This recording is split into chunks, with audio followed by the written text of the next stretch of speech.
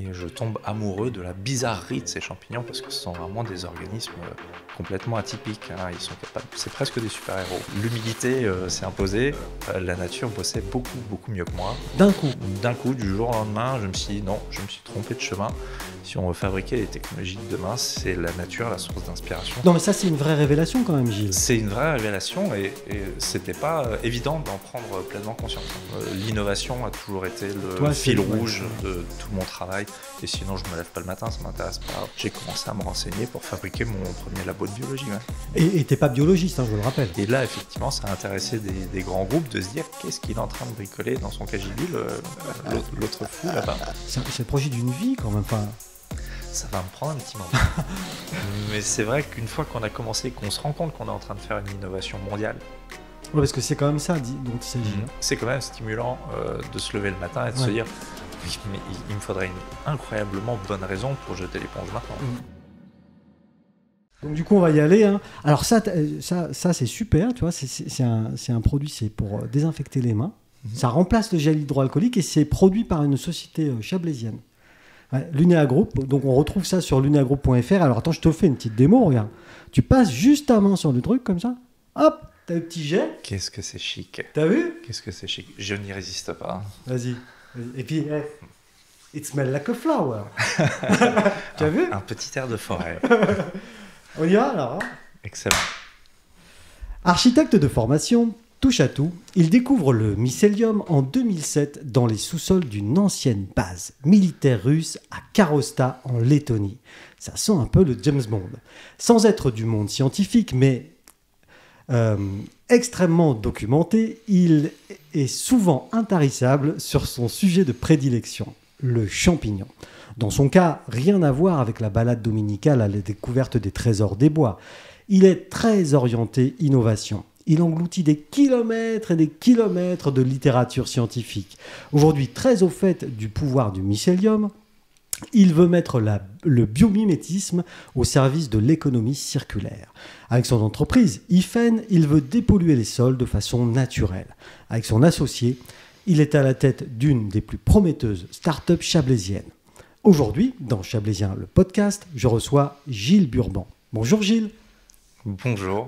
C'est bon, hein? Ravi d'être là. Oui, je vois que l'enquête a été faite. Oui, petite enquête, hein, niveau RG, hein, petite enquête de moralité. Mais juste et sans faute. Et donc, toi, tu es originaire tu es architecte de formation. Oui. Et originaire de Strasbourg. De Strasbourg, de l'autre côté de la Suisse, pas très loin d'ici. C'est pas très loin d'ici, mais c'est malgré tout très loin du Chablais. C'est très loin du Chablais, et puis j'ai pas fait un parcours en ligne droite pour venir de l'Alsace directement en Haute-Savoie. Il a fallu que je traverse quelques pays d'Europe, quelques années en région parisienne pour finalement atterrir ici et vouloir y rester. Parce que globalement, je l'ai dit, donc tu es architecte de formation, mais toi, ton rêve, ou en tout cas ta motivation, ça n'a jamais été d'être dans un bureau à dessiner ou à faire des calques, ou je ne sais pas trop, je ne connais pas bien le métier d'architecte, mais non, il y a autre chose, toi. Architecte, oui, sans équivoque, mais même mon diplôme d'archi est basé sur la volonté de ne pas vouloir faire un dessin de plus qui finira dans un tiroir. Donc même mon diplôme d'archi a été un acte construit tout de suite pour mon diplôme. Donc oui, je suis un architecte un peu atypique. C'est difficile de m'enfermer dans un bureau. et qu'est-ce que tu entends par atypique Alors atypique sûrement parce que c'est un métier qui est passionnant et les études d'architecture sont passionnantes, mais c'est un métier qui est très normé alors qu'on apprend beaucoup de choses. Je pense qu'on y apprend surtout, essentiellement, à faire du projet. Et c'est ça dont je me suis servi, mais pour faire des projets qui me plaisaient et qui ne sont donc pas forcément des projets architecturaux. Donc un architecte atypique, parce que j'ai toujours aimé travailler avec des métiers différents, comme un archi, mais un archi s'entoure rarement de biologistes ou de scientifiques sortis des laboratoires. Mais cette histoire avec la biologie, le biomimétisme et tout ça, ça tombe comment dans ta vie? Je l'ai dit, parce que c'est une anecdote qui est rigolote, mais le mycélium, donc en deux mots, qu'est-ce que c'est le mycélium? Le mycélium, Déjà. en fait, c'est le corps de ce qu'on appelle vulgairement un champignon.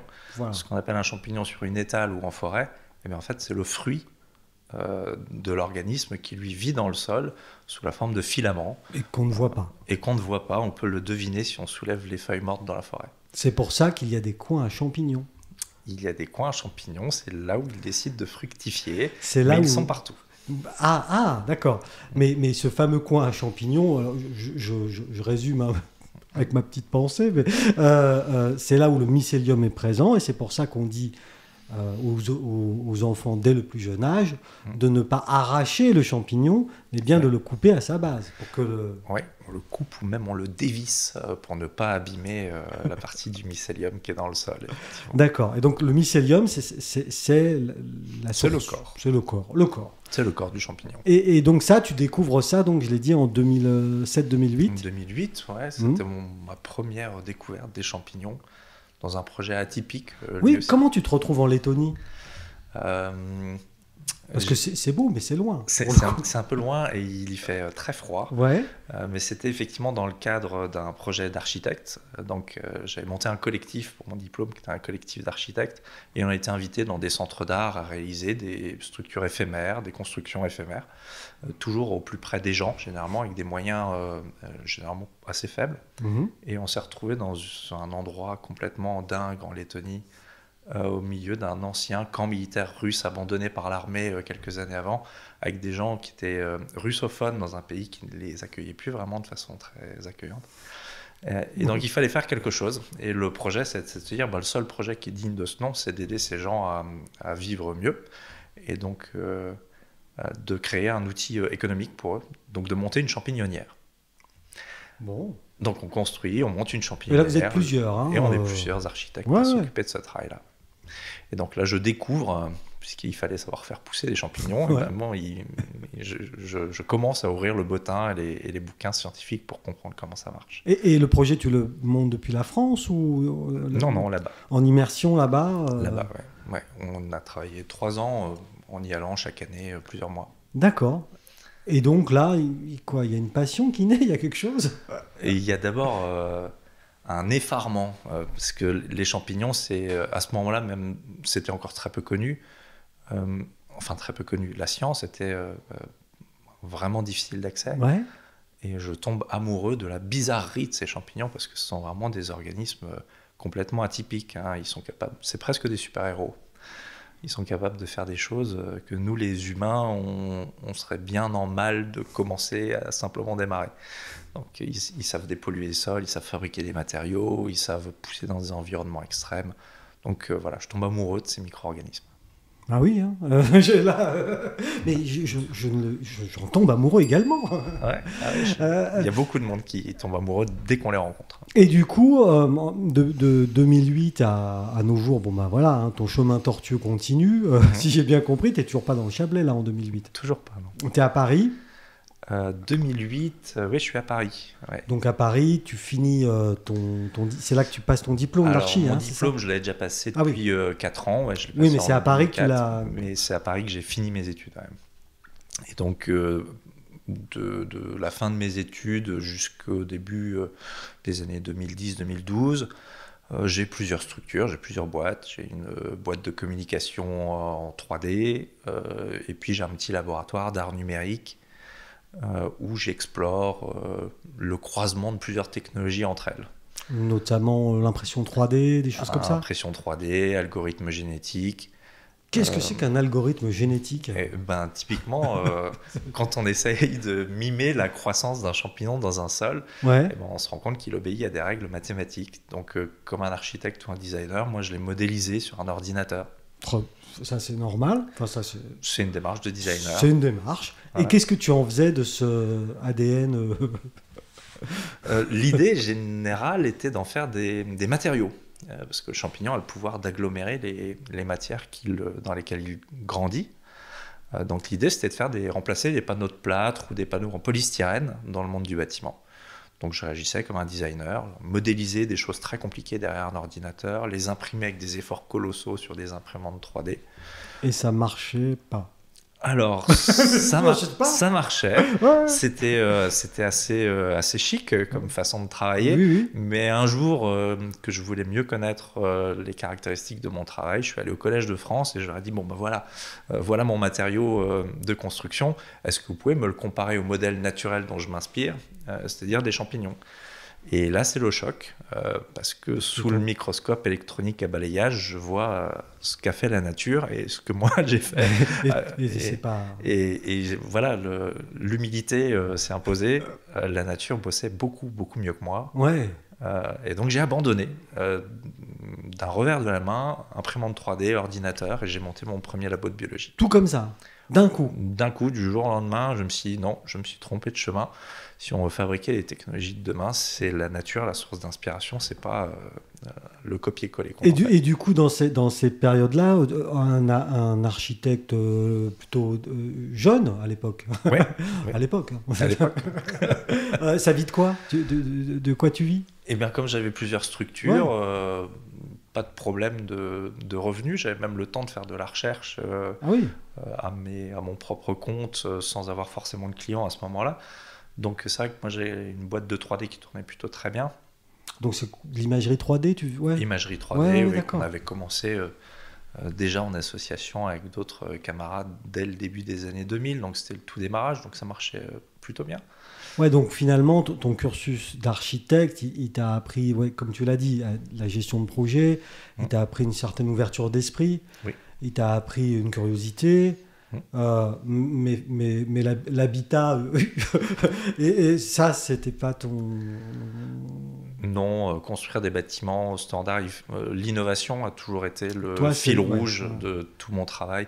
Et sinon, je me lève pas le matin, ça m'intéresse pas. Parce que quand je dis dans mon préambule tout à l'heure, très orienté innovation, c'est pas de moi déjà, c'est de quelqu'un d'autre, c'est d'autres gens qui disent ça de toi, notamment Sylvie, j'ai oublié son nom, une dame que tu as connue dans ta jeunesse parisienne, Ouais. qui disait ça de toi.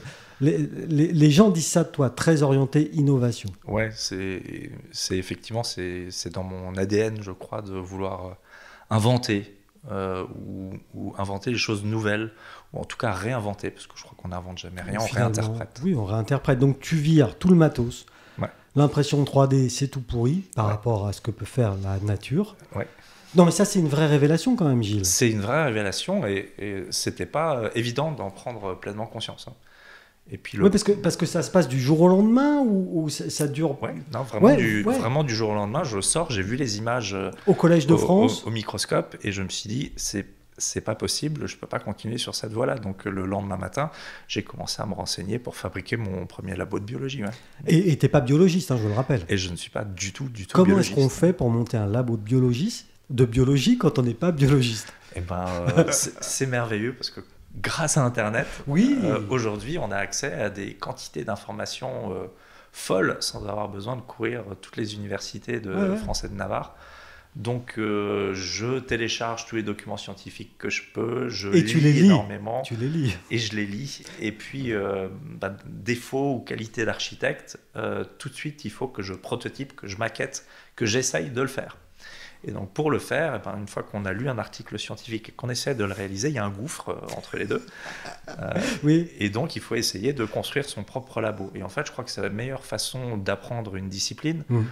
C'est de la pratiquer. C'est de la pratiquer, de se tromper et de comprendre les gestes qui accompagnent le savoir. Et à ce moment-là, j'ai grandi vite, j'ai envie de dire, dans ce domaine-là. Donc là, sur la biologie, on est sur l'autodidacte complet là. Complet. Avec un bagage intellectuel, quand même, voilà, mais aucune compétence dans la matière. Aucune compétence particulière, un bagage technique, scientifique. Et en combien de temps ton labo, alors, je sais pas, il y avait déjà des locaux ou tu fais ça dans ta chambre? J'avais une agence, donc j'avais des locaux professionnels. Et puis il y a une pièce que j'ai totalement dédiée à ça, sous le regard ébahi des salariés. Et tes collaborateurs, ils disent quoi à l'époque? Je pense qu'ils me prennent pour un cinglé, surtout qu'à ce moment-là, je dis il faut absolument que je lie mes connaissances en informatique à la biologie. Et donc cette rencontre de l'informatique et de la biologie paraissait complètement délirante. Ouais. mais vraiment passionnante. Mais la biologie a pris le dessus. Donc toi, tu passes tes journées dans ta pièce dédiée. Ouais. Il y a quoi? Il y a des éprouvettes, des espèces quoi, des aquariums. Mais c'est exactement ça. Non, Ouais, mais c'est je vois. des aquariums avec des tubes, avec des apports d'oxygène, du CO2, de l'azote, des boîtes de Ouais. pétri dans tous les sens. Ouais. J'apprends à faire des géloses, j'apprends à trouver des champignons et à les cultiver, j'apprends à les conserver. Et puis je me rends compte très vite que dans ce capharnaüm absolument jubilatoire, il y a plus qu'un projet de design, Ouais. il y a une vraie... on pourrait monter une start-up. Ouais. Ça commence à germer. Et puis tu dis le mot jubilatoire. Toi, tu t'éclates, quoi. Ah ouais, moi je m'amuse comme un fou, mais comme un gamin. Toi, tu t'éclates. Tous les matins, t'arrives et tiens, qu'est-ce qui t'est arrivé? Tu leur donnes des noms à tes racines ou non, je sais pas. Trop nombreux, trop nombreux. Bah oui. Mais c'est vrai que j'ai essayé de les faire pousser dans à peu près tout et n'importe quoi. Parce que ça pousse comme des champignons. Ça pousse comme des champignons, c'est bien connu. vite, très vite. Ouais, et ouais. c'est vrai, dans des conditions qu'on n'imagine pas. Et puis surtout, on se rend pas compte, mais c'est beau. C'est beau à l'œil nu Il y a une esthétique, c'est beau à l'œil nu. Ouais. ou sous microscope ou... On n'a même pas besoin du microscope. Pour apprécier la beauté. C'est vraiment, il y a quelque chose de fascinant à les voir pousser, galoper, en les faisant pousser dans des annuaires, dans des boîtes de pétri, dans de la terre, dans des matériaux. Ah oui, ouais, tu t'es éclaté. Ah, je me suis Et, beaucoup amusé. cette période jubilatoire, là, enfin, cette période de découverte et d'apprentissage pour toi, en gros, hein, c'est Ouais, ça. complètement, ouais. Ça dure longtemps ou... Alors, à partir du moment où je me rends compte, au bout de quelques mois, je me dis qu'est-ce que je vais faire de ce projet-là. Et donc, je postule au 104, qui est un des plus grands centres d'art de Paris, qui venait d'ouvrir un incubateur à la rencontre des arts et techniques, donc un incubateur un peu spécial quand même, pour lequel mon profil d'architecte très branché sciences était plutôt un modèle. Donc j'étais le premier incubé de cet incubateur. Bon, bah alors. Et c'est là où finalement il y a un accompagnement où je découvre, bien que j'ai toujours été chef d'entreprise, je découvre l'entrepreneuriat, qui est quand même une façon de penser, et d'aborder un projet de façon plus vaste, plus riche que juste sous l'angle technologique. Donc je grenouille deux ans dans cet incubateur. Ouais. Et là, ça se développe un peu ton truc ou... Alors ça se développe technologiquement, ça se développe. Oui, mais tu sais où parce que, excuse-moi, mais là, tu viens de parler d'entrepreneuriat. Ouais. Je ne veux pas dire que la finalité de l'entreprise, c'est de gagner de l'argent. Et pour gagner de l'argent, de vendre quelque chose, ou une technologie, ou un savoir-faire, ou un produit. Donc là, du coup, en 2 ans, tu as envisagé un produit à vendre, quelque chose, ou rien? Alors, non, je sais pas. Hein, mais la question est bonne, parce que ça a été difficile, en fait, d'arriver à sortir de la passion. Ouais. Pour arriver à se dire quel est le modèle économique de ce que je suis en train de fabriquer. Tout simplement. Voilà. Ouais. Et ça a été difficile, tellement difficile qu'effectivement, au bout de 2-3 ans, une entreprise qui a déjà 3 ans, c'est plus une jeune entreprise. Non, hein. fini. C'est cuit. Normalement, c'est oui ou c'est non. Voilà, c'est ça. Donc, ce que j'ai fait, c'est que cette première structure s'appelait Polypop. Très joli comme nom. Ouais, ça me plaisait beaucoup. Ouais. C'était presque aussi original que le projet. Ouais. Peut-être même, je préfère même le nom que... Non, mais très joli nom. Très joli nom. Et donc Polypop, la structure a grandi, et puis le temps que je comprenne qu'en fait les matériaux de construction, c'était pas ça qu'il fallait faire avec des champignons, parce qu'il y avait trop de brevets, que c'était compliqué d'arriver à progresser dans ce chemin-là. Ouais. Par contre, il y avait d'autres applications qui étaient possibles, et qu'il fallait faire des tests industriels pour être à l'échelle. Je me suis dit, bon, eh ben, je vais faire un test industriel à l'échelle pour faire ça proprement, avec le groupe FH. Donc on a dépollué un sol à Marseille, qui était un test pilote pour le faire. Et donc pardon, mais c'est là qu'il y a un switch qui est intéressant, et pour ceux qui nous écoutent ou qui nous regardent sur YouTube, par exemple, pensez à vous abonner, important.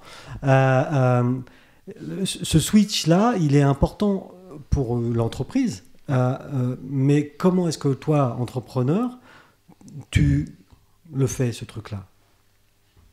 Alors, est-ce que dans ta tête, ouais, les matériaux de construction, c'est compliqué, ok, mais comment est-ce que tu trouves l'idée de la dépollution par le champignon? C'est ça finalement ma question. Alors effectivement, à force de lire des choses sur les D'accord. champignons, j'ai fini par devenir Monsieur Champignon, sobriquet qui m'a tenu et m'a collé pendant assez longtemps. Bon, voilà. Mais c'est vrai que je commençais à en savoir vraiment long sur les possibilités des champignons. Et comme j'avais essayé beaucoup de choses, ben, je l'avais fait dans mon laboratoire et j'avais bien vérifié qu'effectivement ils étaient capables de manger du pétrole. Ouais. Un jour, tu lis dans un article quelconque, revue... Et j'essaye. Et t'essayes. Et j'essaye. Et ça marche. Et ça marche. Et là, effectivement, ça a intéressé des grands groupes de se dire qu'est-ce qu'il est en train de bricoler dans son cagibi, l'autre fou là-bas. Parce que là, à cette époque-là, Lollipop, t'es incubé, mais t'as déjà des collaborateurs ou t'es tout seul? Non, je suis tout seul au démarrage. Et c'est à partir du moment donné où je suis arrivé ici et que j'avais un chantier en cours qu'il y a un associé, un de mes amis associés, qui s'est joint à l'équipe pour ce passage incroyable à l'échelle, qui était de sortir du laboratoire pour aller sur un chantier. Et donc, tu le dis, Eiffage Marseille. Ça, c'est ton premier test. Premier test où finalement, c'est la réalisation. Tu y crois, toi? Moi, j'y crois vraiment, mais on l'a fait à la sueur de notre front. C'est-à-dire le labo était bien trop petit pour les quantités de produits qu'il fallait arriver à fabriquer. Et puis le produit était à ce moment-là pas vraiment abouti. C'était une technologie, c'était pas encore un produit. Donc on a fait ça avec de la paille, des champignons. Il y en avait des mètres cubes et des mètres cubes. Parce que globalement, tu fais pousser ton mycélium, c'est ça, tes champignons que tu pré-produis en gros, en labo, c'est ça? Exactement. Après, tu prends tes souches, ou je sais pas comment ça s'appelle, de champignons. C'est ça.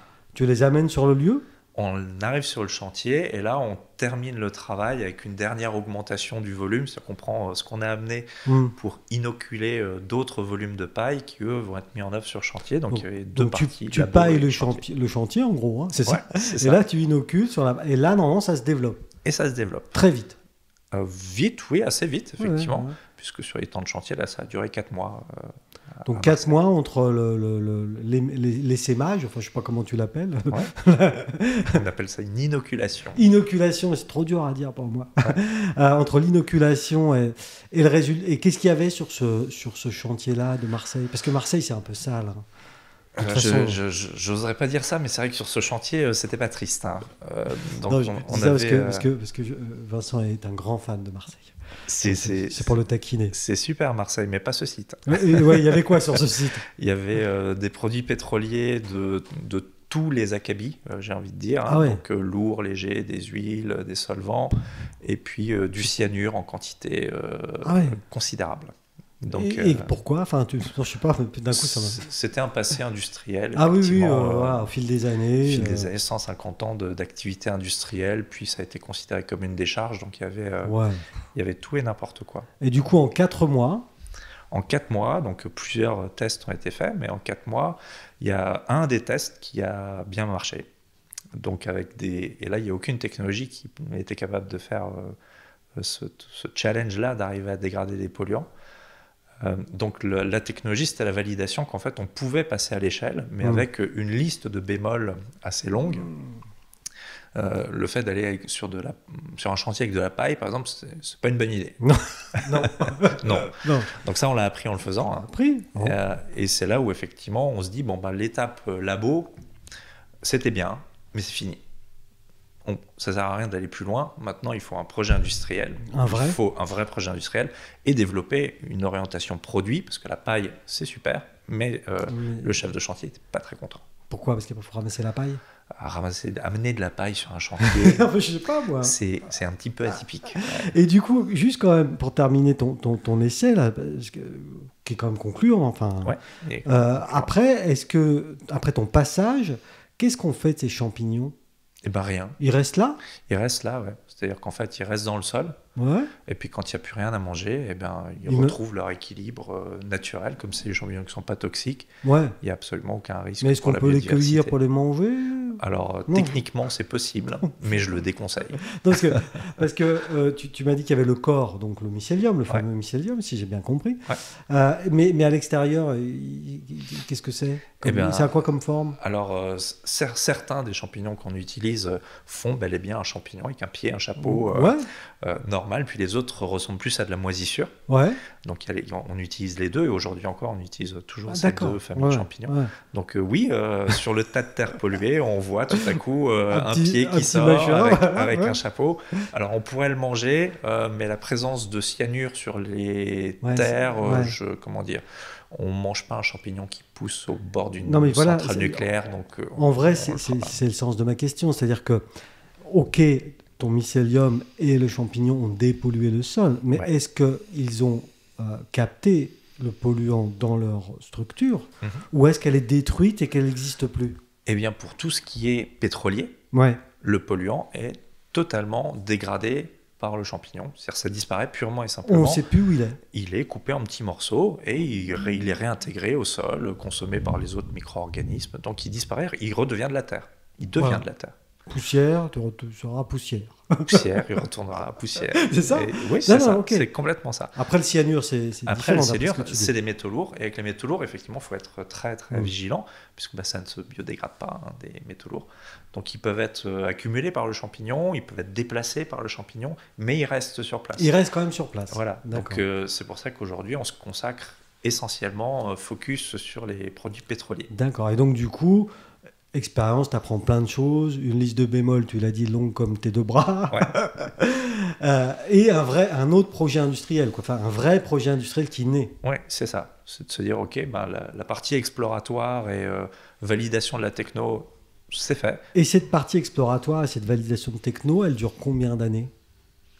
En gros, moi j'arrive dans le Chablais 2014, 2014-2015. Et je rappelle que tu as découvert le mycélium en 2008.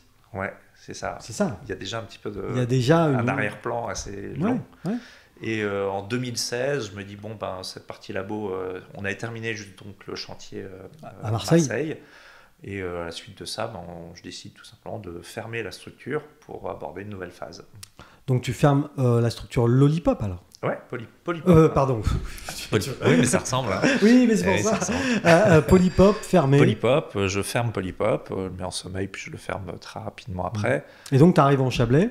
Et donc je suis dans le Chablais. Et tu atterris. Alors, excuse-moi, ça c'est ma curiosité perso. Pourquoi atterris-tu dans le Chablais? Alors j'atterris dans le Chablais pour plein de raisons, que des bonnes. J'imagine. D'abord parce que trouver des champignons quand on habite à Paris, alors on se dit super, champignons de Paris, il doit y avoir ce qu'il faut. Eh bien non, il n'y a pas ce qu'il faut. Donc ici on va en forêt et on a toute la biodiversité du Chablais qui en fait est une sorte de paradis de biotechnologie, puisqu'il n'y a qu'à se baisser pour trouver des individus qui ont des performances. Oui. Donc ça c'est la première chose qui m'attire. Ensuite, à ce moment-là, effectivement aussi pour des raisons de rêve d'enfant d'habiter au bord d'un lac de montagne. Ah voilà, bon. Non mais c'est bien, il faut aller au bout de ses rêves. Mais oui, c'est ça. Et là, tu viens de me parler d'un truc, alors c'est pareil, c'est une question, c'est ma curiosité, mais effectivement, dans les forêts, il y a des champignons. Donc si j'ai bien compris le process, il y a du mycélium sous la terre, le corps du champignon, et la petite bébête qui sort. Ouais. Mais des champignons, il y en a plein de genres. Un très grand nombre. Ouais. Mais est-ce que intrinsèquement ils sont très différents ou... Ils sont incroyablement différents. Oui. Dans leur forme, dans leur fonction. Voilà. Oui. Donc les champignons, c'est un règne à part. Il y a les animaux, il y a les plantes, et il y a les champignons. C'est un règne entier.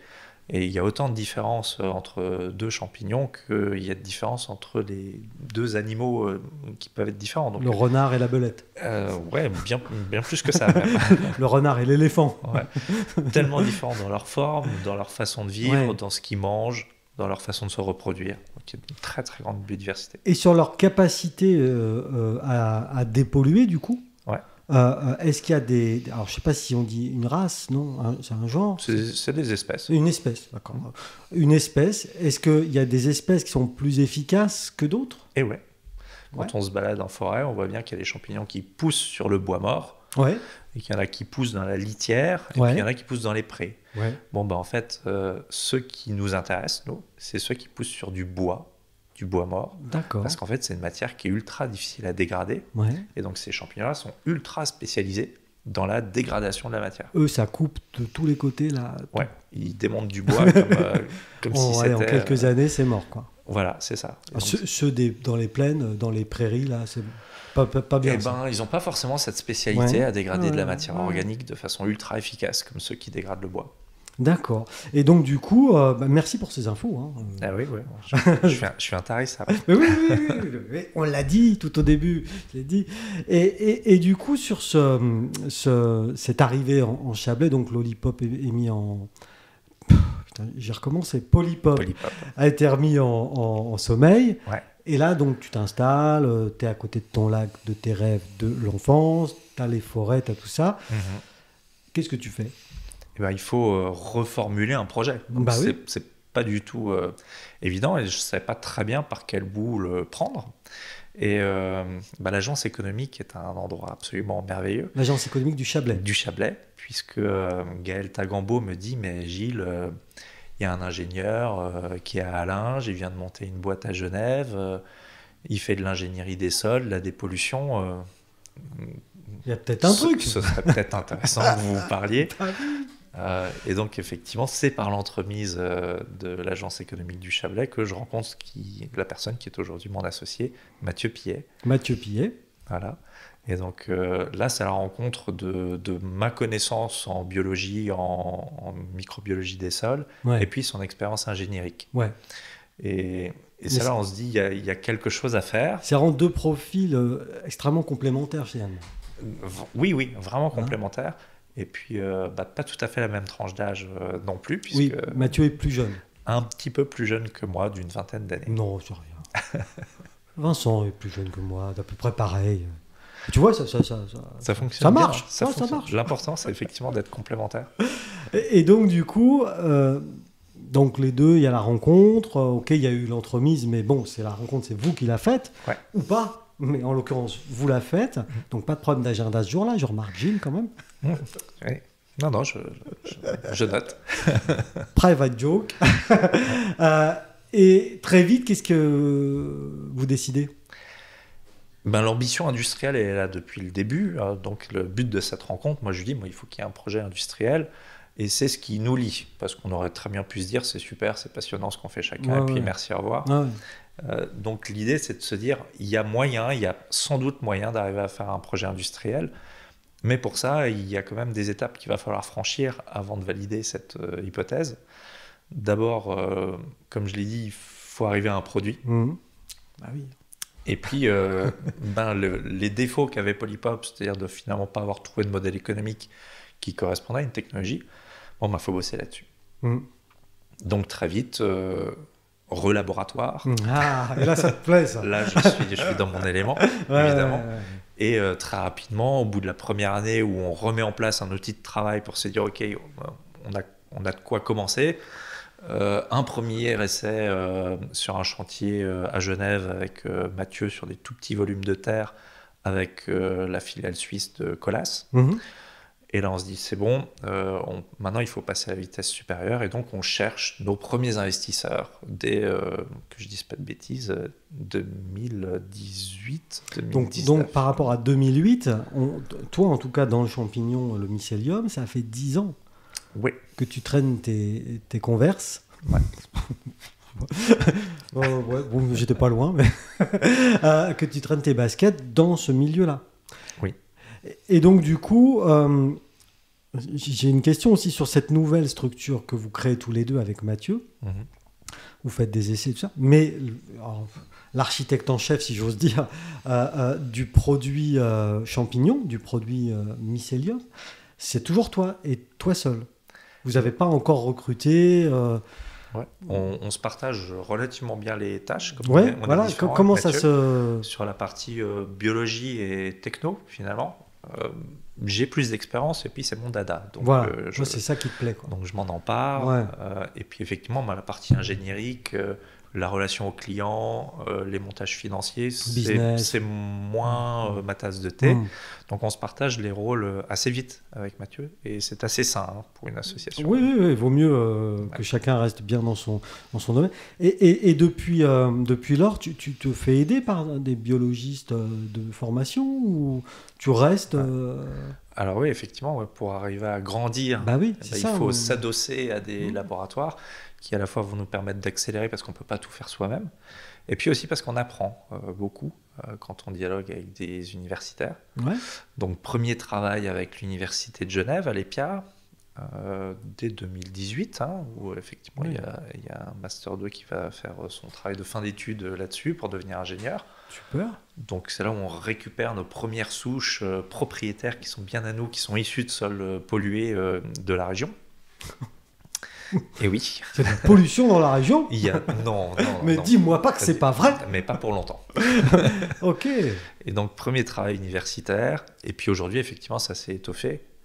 Et c'est là où les 10 ans quand même, je me rends compte qu'ils ont servi à quelque chose. C'est Oui. qu'aujourd'hui on est capable de parler à des directeurs de labos, de mycologie, de biotechnologie, sans avoir à rougir. T'as une vraie compétence, voilà, clairement.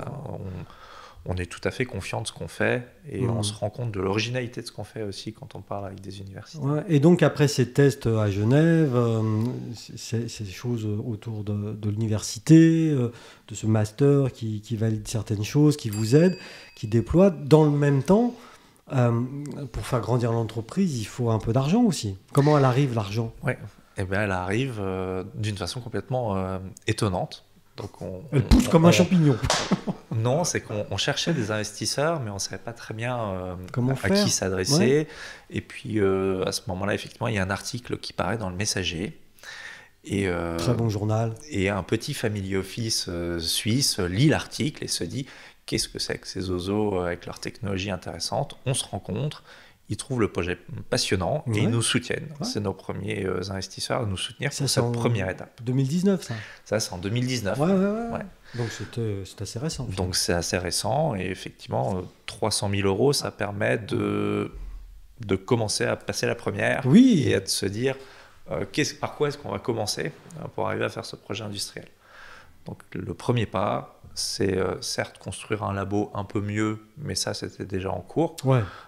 C'est surtout de fabriquer une équipe solide, parce que les compétences de biologiste, c'est bien, mais pour fabriquer une industrie, il va falloir plus que ça. Donc là, tu recrutes un peu. Donc on commence à recruter et on intègre effectivement l'agence économique. La Pépinière Delta. La Pépinière Delta, que je ne dise pas de bêtises, en 2019, je crois. 2019, ouais. Ça doit être ça. Ouais. Oui, c'est ça. Ouais. Et depuis donc 2019, aujourd'hui, on est en 2022. Ouais. Il s'est passé énormément de choses parce qu'il y a eu une autre levée de fonds, je crois. Alors là, on est en train de clore la seconde. Ouais. Donc ça prend un peu de temps, mais plus ambitieuse celle-là. L'équipe aussi s'est grandement étoffée. Vous êtes combien là aujourd'hui ? Alors aujourd'hui, en recherche et développement, on est 8. Ah ouais. Il y a un directeur du développement et moi-même. Ça, c'est le côté français. Et puis Mathieu qui avait alors une société côté suisse aussi. Donc on a monté une holding en fait. Et Dafos. Et Dafos. Donc côté Dafos, il y a 3 personnes côté suisse. Ouais, donc vous êtes une belle petite dizaine, quoi. On est une douzaine. Ouais, une douzaine même. Une douzaine à peu près, ouais. Et on grandit vite puisque là, on recrute 5 stagiaires, un nouvel ingénieur. Donc c'est une start-up avec un développement extrêmement long au départ, parce qu'il y a toute une phase d'apprentissage. Oui. Pour toi, j'entends. Ouais. Donc 2008, on l'a dit, jusqu'à... Mais depuis 2019, première levée de fonds, là, ça up vraiment, quoi. Oui, c'est ça, ouais. Effectivement, il fallait faire sortir une technologie du bois. Alors, il y a une période un peu longue de maturation et de gestion et puis de compréhension de ce qu'on était réellement en train de faire. Parce que je pense qu'il y a beaucoup de gens qui travaillent avec des champignons sans pour autant se dire qu'ils vont fabriquer une usine pour aller les polluer. Oui, parce qu'aujourd'hui, dans le monde, je ne sais pas, peut-être tu n'as pas d'idée de ça, mais dans le monde, il y a beaucoup de projets similaires au tien, enfin au vôtre. Ouais, alors si j'ai une idée même très précise. Oui, dans les universités, il y a énormément de gens qui travaillent sur ces problématiques-là. Ouais. Mais pour le passage à l'échelle industrielle, on a 2 autres structures dans le monde D'accord. qui travaillent sur cette problématique de myco-remédiation, puisque c'est le nom qu'on lui donne. Myco-remédiation. Myco-remédiation, dépollution par les champignons. Mhm. Donc il y a une société américaine qui est basée au Texas, je crois. Et puis il y a une société en Belgique. Pays du pétrole, s'il en est. Oui, voilà, oui, il ne manque pas de pollution, ils sont assis dessus. Oui, donc c'est pas mal. Et puis en Belgique aussi. Et puis en Belgique aussi, avec des gens que je connaissais déjà dans l'écosystème parisien, mais qui ont une approche radicalement différente de la nôtre. Et par rapport à toi, par rapport à vous, toi et Mathieu, ils sont avancés comment, ces gens? Alors, ils ont un projet qui est sensiblement différent du nôtre. Hein. Ouais. Donc il y a quand même assez de secrets pour que je ne sache pas exactement ce qu'ils font, mais a priori ils ont une approche quand même d'utiliser plutôt des déchets de l'industrie agroalimentaire. Donc, oui, bon, ça c'est... Donc c'est une piste qui est intéressante, mais ce n'est pas le chemin qu'on a choisi, qui est vraiment d'aller vers des produits et une usine pour fabriquer les produits. Donc, et donc au niveau de ton usine et du projet d'usine, parce que là, c'est quand même le projet. Fabriquer une usine pour vendre des produits. Ouais. Donc, fabriquer des produits et les vendre. Ouais. Ça en est où? On en est où avec ça? Le but de la levée de fonds actuelle, c'est ça. C'est ça. C'est ça. Il faut designer une usine. Ça, tu vas t'en occuper. Je retrouve finalement ma casquette d'architecte. Tout est toujours lié. Voilà. Donc, voilà, on tourne de nouveau la casquette dans le bon sens. Ouais. Et effectivement, il faut designer cette usine, il faut caractériser tout l'itinéraire technique. Donc, le but de cette levée de fonds, pendant un an et demi, là, on se consacre à définir le cahier des charges de cette usine qu'on ambitionne être performante. Avant l'usine, entre-temps, comment est-ce que vous vendez des produits quand même ou quelque chose ou... Alors, le business model, c'est pas de vendre des produits maintenant. Par contre, on en produit, on en fabrique. Ouais. Parce que pour valider la technologie, il faut l'essayer. Et il faut que nos clients disent il est bien votre produit. Tu continues à faire des tests. Donc, on fait des tests et on les fait toujours à une échelle un peu plus grosse pour être non pas à l'échelle d'un laboratoire, mais à une échelle représentative de ce que c'est un chantier de dépollution. Ouais. Donc, entre l'usine et le laboratoire, il y a une étape de développement d'un prototype. C'est là où on est là. Pilote. Et on est là. En gros, on en est là, quoi. Et du coup, il y a encore du travail parce que l'usine, tu me dis, il y a encore une année. Est-ce que tu as déjà trouvé ton terrain ? Alors, on commence à chercher, évidemment, parce que c'est pas au dernier moment qu'on va s'y prendre. Donc, on commence à regarder les terrains qui sont disponibles. On aimerait bien pouvoir continuer à rester dans le Chablais, parce qu'on a fait venir quand même des gens pour travailler avec nous. Et puis, on est quand même bien ancré. Hein. Le Chablais, c'est bien. Et le Chablais, c'est bien. Donc, a priori, ce sera ou quelque part sur la commune, la communauté de communes de Thonon ou d'Évian. Ouais, quelque part. Quelque part. Pour l'instant, nous restons mystérieux. On va rester suffisamment mystérieux. Maintenant, des sites pour implanter une usine ici, il y en a pas... ça ne court pas les rues. Il n'y en a pas des kilomètres non plus. Donc, où on est vers Publier, où on est vers Bourg-en-Chablais. Hein. Clairement. Il n'y a pas non plus de... Voilà. Oui, on s'arrête à Bon. Hein. Oui, on s'arrête à Bon. Après, c'est un autre pays. Après, je ne connais pas. Il y a des animaux. Non, c'est les gens du Sud. Oui. Puis il y a peut-être des gens qui mangent des gens. On ne sait pas. Hein. On ne sait pas. Restons dans le Chablais. Donc, enfin, Gilles, des beaux projets, quoi. Ouais, là, maintenant, en fait, les 10 ans derrière, c'est bien, mais on en a quand même un gros morceau devant nous encore. Alors, je vais utiliser une phrase qui est bateau, mais enfin, à mon avis, qui a du sens quand même, quand on a quelqu'un comme toi en face de soi. C'est le projet d'une vie, quand même. Enfin... Ça va me prendre un petit moment. Oui. Non, puis c'est rigolo, c'est rigolo, non, mais cet amour pour le champignon, c'est marrant, ça. Hein. Alors, ça s'auto-entretient quand même. Hein, ah oui, comme l'amour avec une femme. Oui, pareil, ça s'auto-entretient. Le plus longtemps possible, j'espère, sans divorce. Oui. Mais c'est vrai qu'une fois qu'on a commencé, qu'on se rend compte qu'on est en train de faire une innovation mondiale. Oui, parce que c'est quand même ça dont il s'agit. Hein. C'est quand même stimulant de se lever le matin et de se dire mais il me faudrait une incroyablement bonne raison pour jeter l'éponge maintenant. Je suis le Elon Musk chablaisien. Voilà. Parce que lui, il a quand même plusieurs innovations mondiales à son actif aussi. C'est pour ça que je me permets. Mais La seule différence, c'est que je pense qu'on est plus écolo que lui. Quoi. oui. Là, j'ai pas. Oui, parce qu'il y a aussi ça quand même qui est latent derrière ton projet et qui est sans doute aussi dans ta vie. C'est cette histoire d'économie circulaire et d'environnement aussi. Enfin, ouais. C'est vrai que c'est lié. On n'en parle pas, mais c'est la base cachée, c'est de se dire que moi j'ai des enfants, hein, donc c'est bien. Je leur souhaite un avenir quand même dans un monde un peu moins pollué que le nôtre aujourd'hui. Donc si on développe des technologies, peut-être qu'il y en a plein qui adorent faire des applications pour iPhone et c'est très bien, mais moi je pense que si on veut fabriquer un monde durable pour demain, il va falloir commencer à se retrousser les manches vite et maintenant, et c'est forcément des projets ambitieux. Si on veut faire des technologies vertes, il faut vraiment partir de loin parce que voilà, tu vois, ça prend du temps. Est-ce que ton intérêt pour l'écologie et l'environnement, il date du moment où tu t'es rendu... C'est idiot ce que je veux dire. Mais comme j'ai reçu il n'y a pas longtemps une psychologue du travail, d'un coup, je me prends pour un psychologue, tu vois. Bonjour Cynthia. Salut Cynthia, si tu nous écoutes. Non, au moment où tu te rends compte, tu sais, il y a quelques années, que ces machines, elles font moins bien que la nature. Ouais.